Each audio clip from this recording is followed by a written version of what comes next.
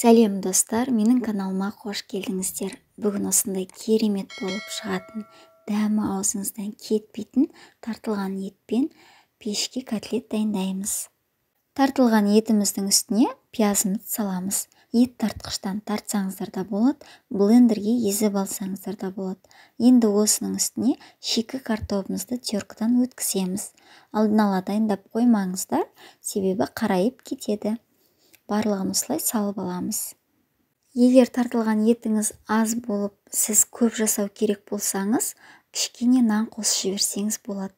Суға алдын ала бұқтырып, езіп, нанды салып жібересіз. Ол бір жағынан көлем береді, бір жағынан әдемі тойымды болады. Дәмдеуіштерден тұз, қара бұрыш, паприка қостым. Кез келген дәмдеуішті пайдалансаңыз болады. Әдемі дәм беру үшін кішкене сарымсақ езіп салсаңыздар да болады. Барлығын осылай жақсылап араластырамыз, басын біріктіреміз, және де қолымызбен осылай ұрғылаймыз. Яғни осы котлеттерімізді, дайын котлеттерімізді бірнеше мәрте осылай ұрғылап, әдемілейміз. Яғни басы бірігіп, әдемі болып шығады. Енді дайын болған котлеттерімізді домалақ болмаса сопақша пішінге келтіріп, осылай дайындап аламыз. Пешіміздің табасына барлығын осылай салып шығамыз. Енді осының үстіне құятын томатты суымызды дайындап аламыз. Алдымен осындай араластыратын ыдыс аламыз, оның үстіне ұн саламыз, суды құйып, жақсылап араластырып аламыз.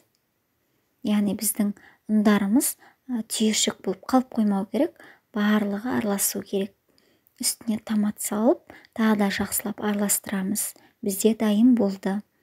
Дәл осының орнына қаймақ, майонез, суды араластырып құйсаңыздар да болады. Ол да әдемі дәм береді. Пешімізді алдын ала қыздырып қоямыз. Осылай барлығын құйып шықтық. 180 градуста 40-45 минут пісіріп аламыз.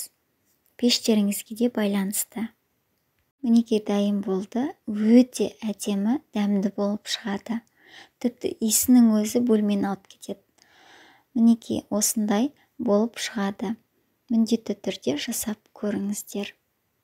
Гарнирге өз қалауларыңыз бойынша пюре, гречка, күріш берсеңіздер де осылай дастарханға әдемілеп ұсынсаңыз болады. Міндетті түрде жасауға кеңес етемін. Өте тойымды, дәмді тағамдардың бірі. Отбасыларыңызға ұнайтынына сенімдімін. Міндетті түрде жасап көріңіздер. Менің каналыма тіркеліп, қоңыраушаны басуды ұмытпаңыз. Жаңадан шыққан видеоларды жіберіп алмас үшін. Сіздермен болған Фариза ас болсын.